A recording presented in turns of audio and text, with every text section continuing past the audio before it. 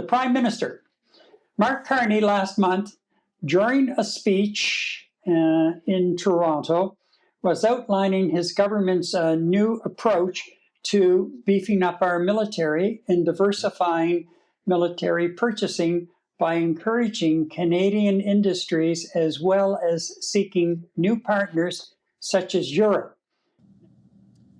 Our plan will help ensure that Canada is strong at home and reliable abroad. We will ensure that every dollar is invested wisely, including by prioritizing made-in-Canada manufacturing and supply chains. We should no longer send 3/4 of our defense capital spending to America. Did you hear that? 3/4 of our defense capital spending to America. That's insane. That is absolutely insane. And as I said, how has that gone? Or as I asked, how has that gone? Again, really? A lot of talk. Reality is the review continues on the purchase of those F-35 fighter jets from the U.S. Mild interest expressed in President Trump's Golden Dome missile protection scheme. And now the mounting uproar over the purchase. Are you ready? Night vision goggles for the military, with a European company saying the bid criteria were so narrow it was locked out of the competition, which it says favors one company only. And guess what? That is an American company. So does this show how broken the system is? Are we talking the talk but not walking the walk? Like, really? Yeah, I mean, wow, I was surprised by that, Gary, because doesn't the Minister of Defense report directly into the Prime Minister of Canada, first of all? Okay.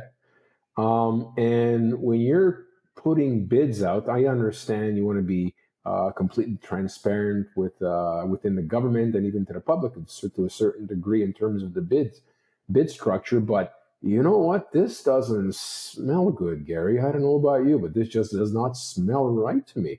You know what? I mean, the losers in any bid are always going to say this, that, and the other thing. But we're talking about an international item of importance here, which is defense of the country, arming our soldiers with the proper equipment. But at the same time, you have to be fiscally responsible, and you have to be responsible for where your dollar goes. Just to quickly, arbitrarily, just go to somebody in the United States when, in fact, at this particular time, we're focusing on diversifying ourselves from just being, a 75% of our spending pipeline into the United States. This first one really doesn't sit very well with me, man. I'm telling you, it doesn't sit well. Like, what the hell? No other companies on the planet can compete with what the United States is gearing their soldiers up with, and we have to take it.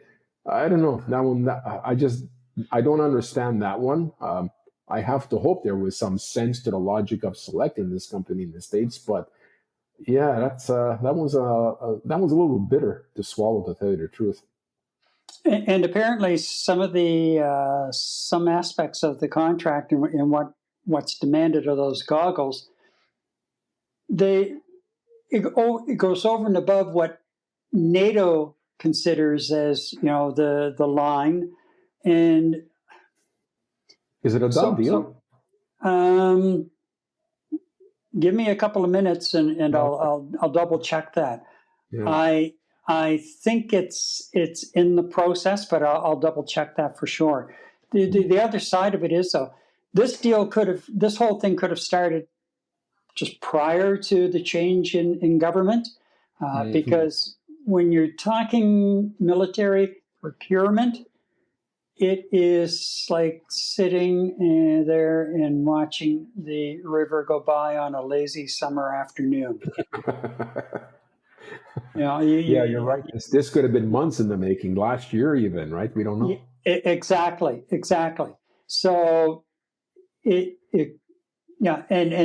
because of all of the attention on our military spending right now, it may have all of a sudden just, up to the surface. And especially with Carney going to Europe and saying, okay, we want to talk to you about supplying this. And probably this European company said, well, I might as well just lay the cards on the table. Right. So, I, once again, we are we walking? Are we talking the talk and walking the walk? I don't think so. So, again, we're talking about trade. We're talking about trying to open up new avenues of trade so we aren't so dependent. And God knows we got stung big time by Trump in our reliance on the United States. And we can't go down that road again. We can't sit back and say, oh, it's going to get better in 3 years. Really? Is it? No. Who knows? Yeah. You can't say that for sure. Well, everything's working now. It just takes one thing, one wrench to be thrown in, and boom, look what happened. Think back to January into February of this year. Don't lose sight of that. And, if you're not hearing much from your politicians, there's nothing stopping you. Doesn't matter if they're on the barbecue circuit. There's nothing stopping you from expressing your thoughts to your MP, to your member of the legislature, to sending emails to the ministers, the federal ministers, the prime minister, the premier, the provincial ministers, and keep the heat on to get off their asses and let's get this thing moving so we don't find ourselves the poor cousin sitting on the front porch once again, watching the world go by. Right. I'm sorry, like I just get a little bit more than frustrated about this thing, but. And rightly so, Gary. I mean, I share your frustration. Like, let's stop sitting on our hands and get stuff done because the world has picked up pace. It's faster than it was last month. It's faster than it was last week. Got to pick up the pace and move in these things. There's no time for the dilly-dallying of political correctness. Let's say what needs to be said, and then let's get it done, especially when it comes to our military contracts and the defense of our country, Gary. Because like you were saying, we don't know what's going to happen next week.